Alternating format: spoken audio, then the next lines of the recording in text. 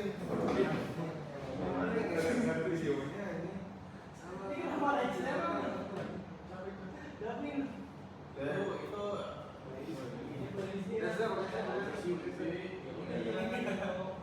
langsung aja tuh kirim ke grup anak didik. Dulu gua mau survei itu terus. Karena bukan ini bukan ini. Itu berarti kalau nyari tapi tahun ini gimana caranya? Ini kan Iya lagi kelas 9 apa dari medali 5. Tidak apa expect. Iya yang nonton. Dikit banget aja yang nonton. Biasa pada nama ilmu. Nih, gua kirim nih, Ini lagi. Makanya ini apa juga ya? Kata-kata. Apa? Hah? Apa juga? Kita mau pamernya.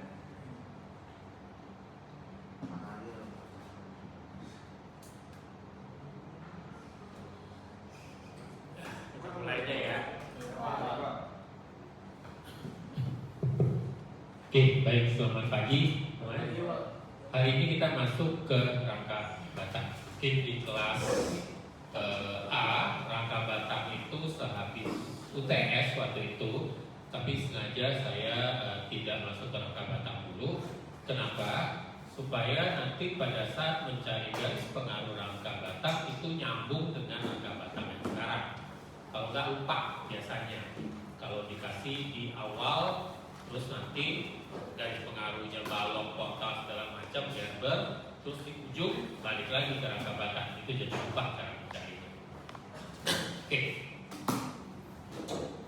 Mungkin sekilas saja rangka Batak itu dari bahasa Prancis waktu itu. Yaitu dari, saya nggak tahu bacanya itu bahasa Prancis apa, karena bahasa Prancis itu cara bacanya agak sedikit beda. Tulisan Kaison, tahu ya bahasanya Kaison. Ya, jadi agak beda ya. Saya nggak tahu kalau ini apa. Oke lah. Nah, intinya adalah seperti ini ya. Kalau kalian lihat ya namanya rangka Batak itu terbentuknya dari elemen-elemen yang hanya bisa memikul gayanya aksial. Ya, jadi batang-batang ini semua sifatnya adalah rod atau batang yang hanya bisa memikul gaya aksial. Nah, bentuknya secara umum, bentuk geometrinya pasti tersusun bentuknya seperti ini, segitiga.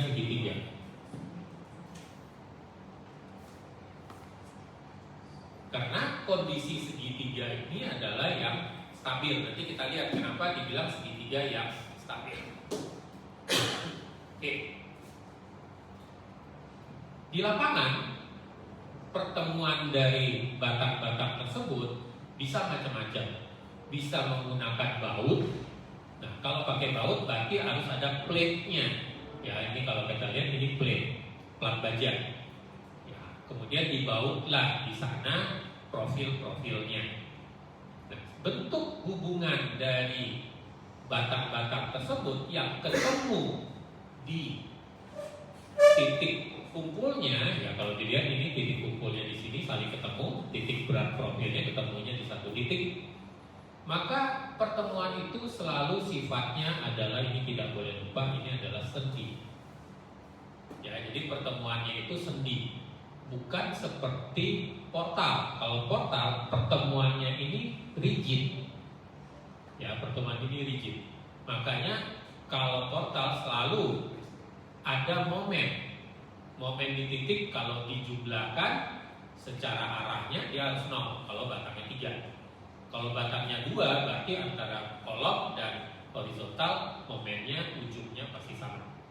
Nah, sedangkan pada rangka batang itu tidak, karena pertemuannya di sini sendi. Kalau sendi berarti cuma ada gaya aksial tekan atau aksial tarik. Cuma ada dua macam, antara tarik atau tekan sifat batang tersebut. Kalau dia tarik berarti tidak ada tekuknya. Kalau dia tekan berarti batang itu bisa tekuk. Nanti didesain juga begitu. Ya, jadi ada desain batang tarik, ada desain batang tekan. Kalau tekan kita harus memperhitungkan yang namanya buckling atau tekuk. Kalau tarik itu harus mempertimbangkan dia bergetar atau tidak batang tersebut. Ya, jadi nanti kalian di struktur baja. Saya lupa di semester 4 kayak. Ini mungkin sekilas bentuknya. Ya, ini bentuk yang besar-besar biasanya adalah jembatan rangka batang tersebut. Kalau yang kecil rangka atap. Ya, atap. Nah, sekarang banyak itu atap-atap rumah tinggal dari aluminium, rangka aluminium. Ya, itu enteng. Kemudian juga ada yang jalanannya itu ada di atas sebagian dan juga ada di bawah. Kalau kita lihat, ya, bagian sini adalah jalanannya di atas, bagian sini jalannya di bawah. Kemudian juga ada yang di atas pun. Ini kalau kalian yang sering naik kereta ke Bandung, tapi bukan bus ya, kereta biasa, Parahyangan atau apa, itu jalanan keretanya di atas.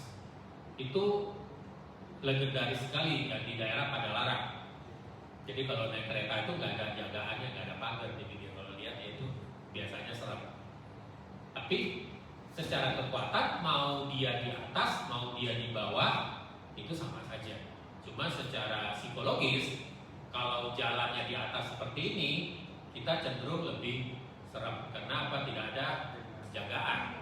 Tapi kalau jembatan yang ada jalanan itu kan ada hubungannya begitu, cenderung lebih aman walaupun secara kekuatan sama saja. Ada yang di tengah, ya seperti di tengah jalannya. Nah, kalau ini ada kombinasi antara rangka batang dan penggantung. Ya di sini modelnya penggantung. Ya ada kabel-kabel suspensionnya atau penggantungnya. Ya jadi kombinasi. Ya ini yang lain lagi. Ya ini di jembatan penyeberangan katanya, tapi waktu itu di Prancis kan. Nah bisa juga untuk atap. Ini hanggar MGF. MGF itu di Soekarno-Hatta itu maintenance Garuda Facility kalau nggak salah. Iya, ini Garuda Facility maintenance ya kalau nggak salah. Nah, konsepnya adalah rangka batang tapi menggunakan pertemuan titik bolnya ball joint namanya. Itu bisa dicari di internet, itu strukturnya seperti ini, namanya yang bikinnya space truss. Ya, jadi pertemuannya kalau tadi pakai baut di las atau di baut, kalau ini enggak pakai ball joint namanya. Jadi ada bola bulat yang banyak bolongannya, nanti tinggal diputar batang-batangnya. Nah ini bisa bentangannya besar sekali. Ya, kalau ini muat 2 pesawat yang kecil-kecil ya, kalau satu pesawat yang satu yang besar, ya mungkin 330 Airbus atau mungkin juga kalau Boeing mungkin ya 777 gitu ya, yang bentangannya sayapnya lebar. Ya ini kalau modelnya atap, kalau tadi kan jembatan. Nah bisa juga untuk struktur kubah, ya struktur kubah seperti ini biasanya cater ya, biasanya kalau bangunan bentuk kubah seperti ini, atau juga mungkin lapangan bola bisa. Nah kita masuk konsep rangka batang. Kenapa harus bentuknya segitiga? Ya, itu harus memenuhi persamaan yang namanya M sama dengan 2J minus 3. J itu adalah jumlah join, 3 itu adalah jumlah dari komponen perletakan. Ada 3, yaitu segi dan roll. Seginya 2, rollnya 1 komponen. Maka di sini ada angka 3. Kemudian 2J karena 1 titik, ya 1 titik di rangka batang, katakanlah begini, maka dia bisa berpindah ke sana, bisa berpindah ke sana, horizontal dan vertikal. Makanya ada angka 2. 2 kali jumlah join dikurangi 3. Nah ini adalah jumlah elemen batangnya atau jumlah batang-batang dari rangka batang. Kalau dia sama dengan, berarti struktur statis tertentu yang bisa kita kerjakan dengan menyelesaikan pakai statika. Tapi kalau seandainya membernya M-nya lebih banyak, maka kita tidak bisa menyelesaikan dengan statika. Kita harus menggunakan statis tak tentu. Nanti di semester 3 kita lihat. Jadi kalau sama dengan, berarti kita bisa menyelesaikan dengan statis tertentu.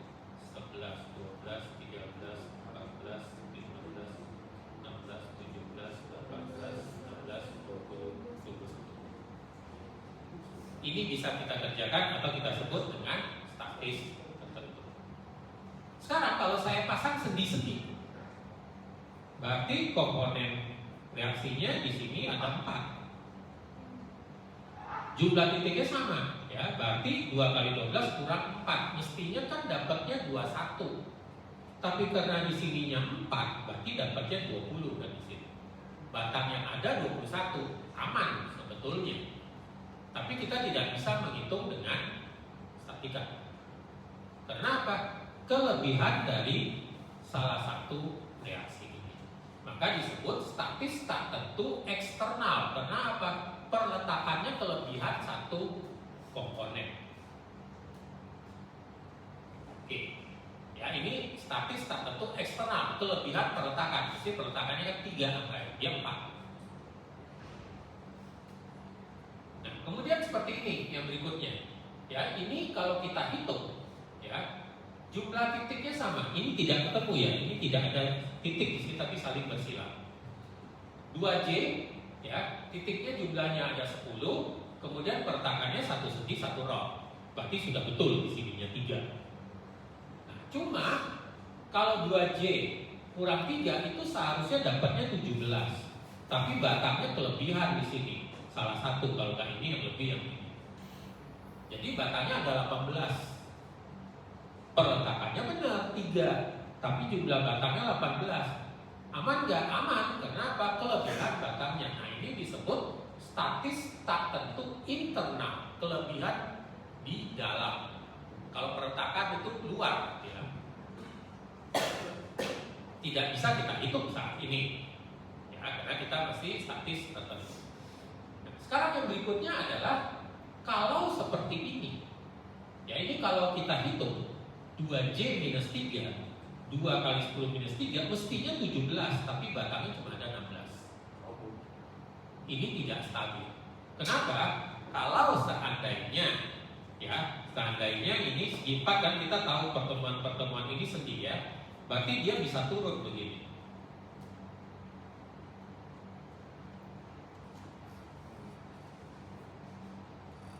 Bisa doyong, nggak stabil. Karena apa? Terjadi perubahan bentuk. Jadi di sini butuh satu elemen tambahan supaya dia menjadi 17.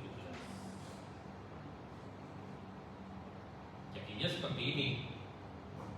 Oh enggak, ini enggak sama, kurang datang. Ya, jadi harus tambah 1 sehingga dia 17. Kalau enggak ya begitu, segi 4 bisa begini atau begini. Ya, jadi makanya tidak boleh kurang. Kalau kurang, otomatis bukan saja tidak bisa dihitung, tidak stabil. Ditaruh aja pasti sudah salah satunya turun.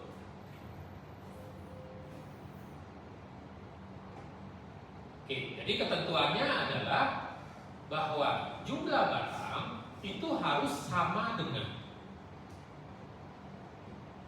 stabil, statis tertentu.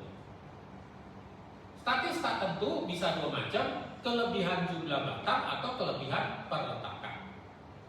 Sedang yang ketiga adalah yang tidak stabil, di mana bentuknya segi 4. Makanya tidak diperbolehkan untuk rangka batang ada bentuk yang segi 4. Paling tidak ini harus ada 1 batang. Oke. Analisis. Ya, untuk menganalisis angka batang ini itu metodenya ada 2 namanya. Kualitatif. Ya, kualitatif ini boleh dibilang secara apa ya? Gambar, secara gambar bentuk dari deformasinya. Ya. Satu lagi kuantitatif, yang kita gunakan adalah yang kuantitatif tapi analitis. Yang grafis kita nggak pakai sekarang.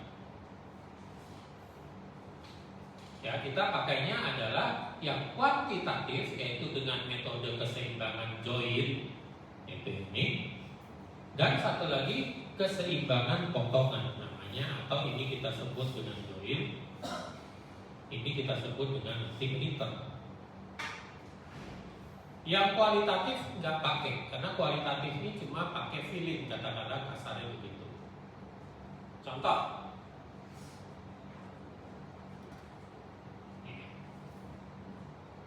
Kalau batangnya seperti ini, ya, saya tarik yang warna merah nih, saya tekan, maka bentuk deformasinya akan jadi seperti yang bawah ini, di mana komponen yang warna merah sifatnya akan tertarik. Udah, kita cuma tahu itu. Ini tension, yang lainnya merupakan compression. Berapa besarnya? Gak tahu. Cuma saya tahu sifat. Kemudian yang berikutnya, kalau saya balik arahnya, ya, saya jadikan seperti ini arahnya. Kalau ditekan, maka dia akan jadi batang tekan. Ya, atau dengan kata lain, ini compression, diagonalnya. Batang yang lain, yang bawahnya tension, yang lainnya batang nol namanya. Ya, batang nol. Ada batangnya tapi tidak ada besaran gayanya. Itu yang dimaksud dengan batang nol. Oke. Ya, analisis kualitatif kita tidak pakai, kita cuma bisa mengetahui kira-kira dia yang mana batang tarik, yang mana batang tekan. Besarnya nggak bisa tahu. Yang kuantitatif atau terukur, maka tadi kita harus menggunakan 3 persamaan ini: horizontal, vertikal, dan non. Kemudian sifat batangnya, ya, kalau mendekati, ya, gayanya itu mendekati titik kumpulnya atau arah panahnya ke arah titik kumpul, berarti dia sifatnya adalah tekan. Tapi kalau dia menjauhi, tarik. Ya, ini ketentuannya. Kemudian gaya ke atas, ke kanan positif, ke bawah, ke kiri negatif. Ya, ini sama seperti yang perjanjian kita di awal yang begini. Ya, ini positif, ini juga putaran positif. Kemudian untuk mencari gaya yang tidak diketahui, kita harus memisalkan. Ya, memisalkan. Kalau seandainya hasilnya nanti negatif, maka atau artinya berlawanan dengan yang kita misalkan. Ya, kita harus misalkan dulu. Kita ada kadang-kadang kita nggak tahu arahnya kemana. Kita misalkan dulu. Ya, misalkan tarik atau misalkan tekan. Nanti kalau hasilnya keluarnya adalah negatif, maka berlawanan dengan yang kita misalkan. Salah masuk. Oke. Nah, untuk menganalisisnya kita perlu step seperti ini. Dengan metode join atau keseimbangan titik hubung, ya, maka step pertama adalah cek ininya dulu. Jadi nanti kalau ada ujian kalian cek dulu memenuhi syarat statis tertentu atau tidak. Siapa tahu nanti dosennya iseng kasihnya statis tak tentu. Berarti nggak usah ada hitung. Emang bisa ngerjainnya? Bisa, ya udah biarin aja, soal bonus berarti. Ya, tapi cek dulu. Ya, harus dicek. Memenuhi jumlah batang sama dengan 2J minus 3 atau tidak. Oke.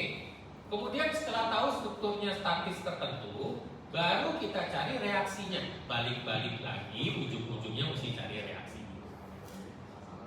Kata lain, kalau reaksi salah bubar semua.